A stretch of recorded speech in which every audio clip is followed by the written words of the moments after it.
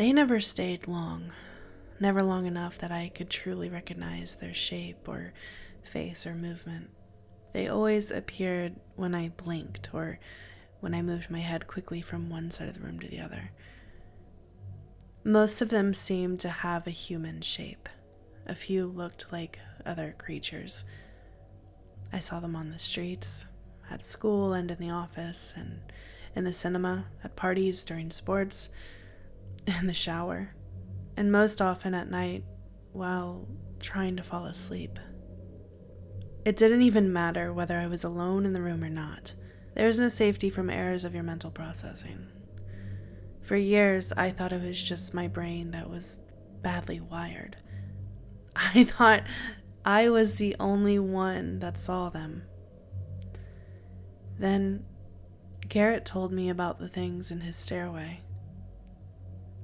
I never liked his stairway. The 1.5 floor stairway led from the living room right up to the top of the garage where Garrett's room had been built. The stairs were made of dark oak and creaked whenever someone walked up or down, and sometimes even when no one did. But what disturbed me about the stairway was the lack of light. The tight space consumed all light. Every trip up or down the stairway felt like the light at the end of the tunnel that I expect to see at the end of my life. And this darkness with the bright light at the end always made me see things. It was usually just one slim figure, like a starving teenage girl with wide hip bones and a thin and long head. The first time I was in Garrett's house, he was already in his room. His mom sent me upstairs. The moment I stepped on the first step, the girl appeared. An all-black figure with a thin body and arms. When my eyes closed to blink, she was there. By this time, I opened my eyes and she was gone. I saw the girl whenever I visited Garrett.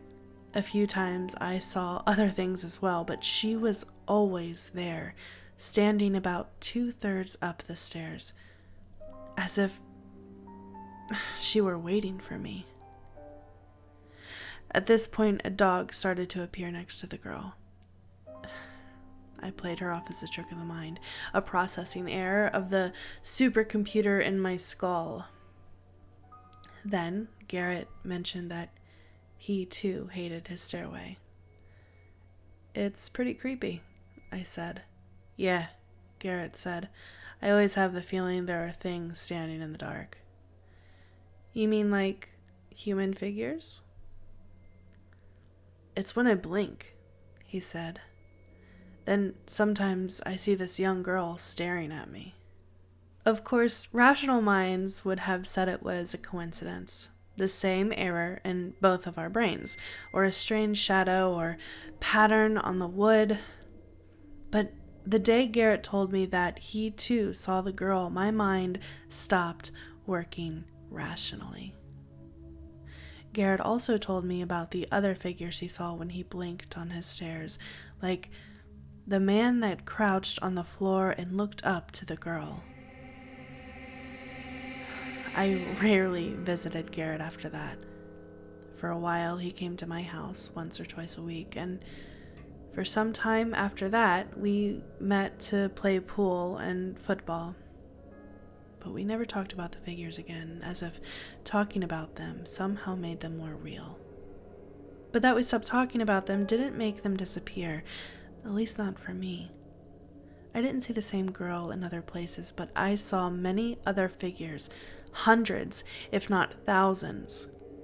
They always appeared just for a moment, literally for the blink of an eye, and were gone again. When I was 14, there was water damage in our house. On the first day in our cramped temporary housing, I began to develop paranoia. The first night, I lay in the dark bedroom and blinked. Dozens of figures stood around my bed all through the room.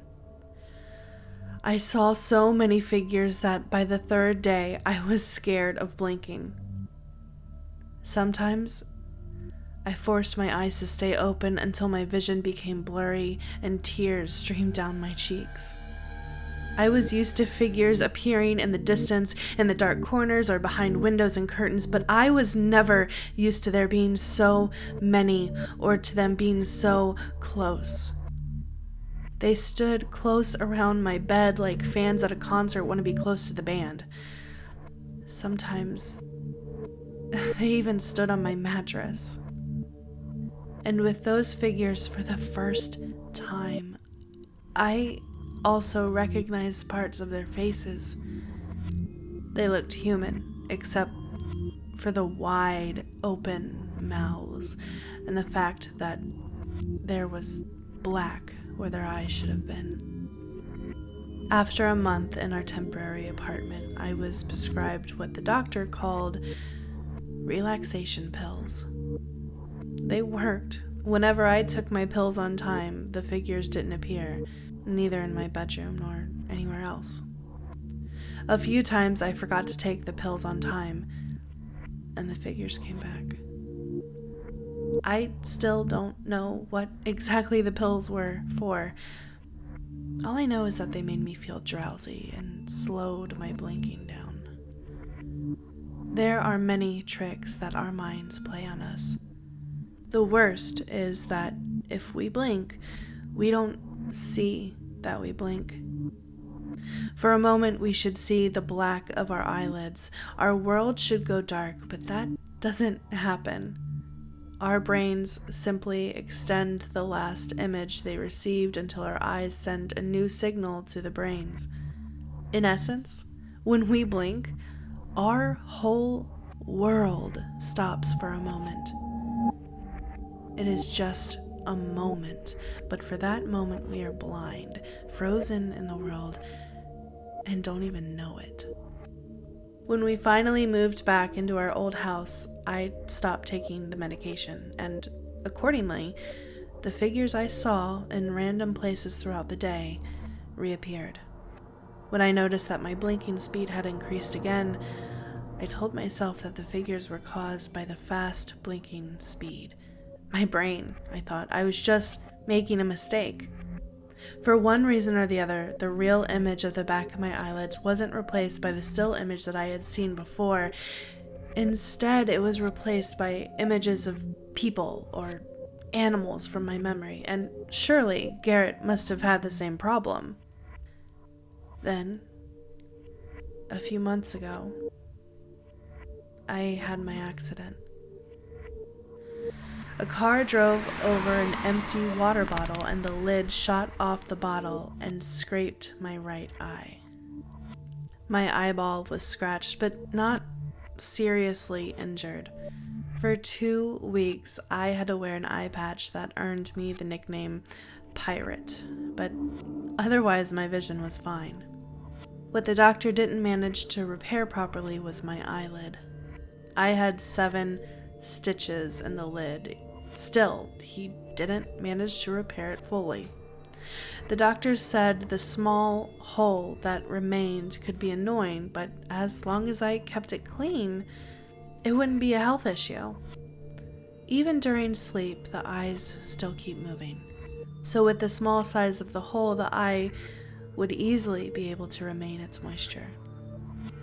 He recommended that I sleep with an eye mask. The pain faded away.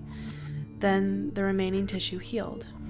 The small hole in my right eyelid remained. And then I was finally allowed to remove the eye patch.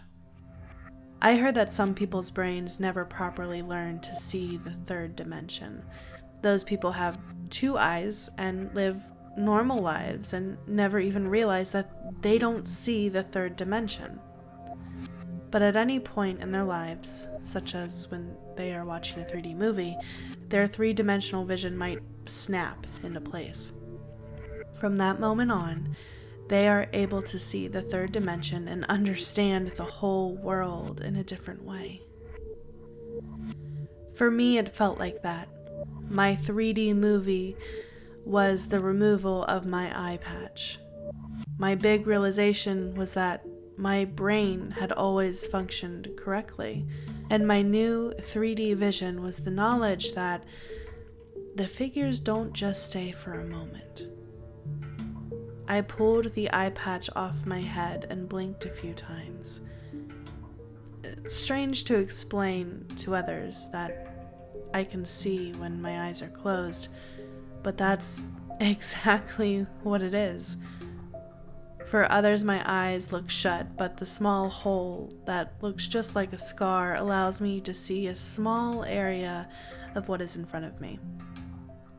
If I cover my right eye, my left eye still blinks normally.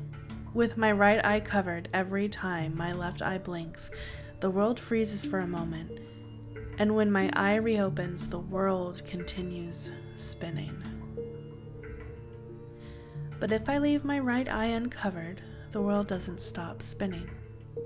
It keeps moving with an ease and fluency that I had never realized I was missing.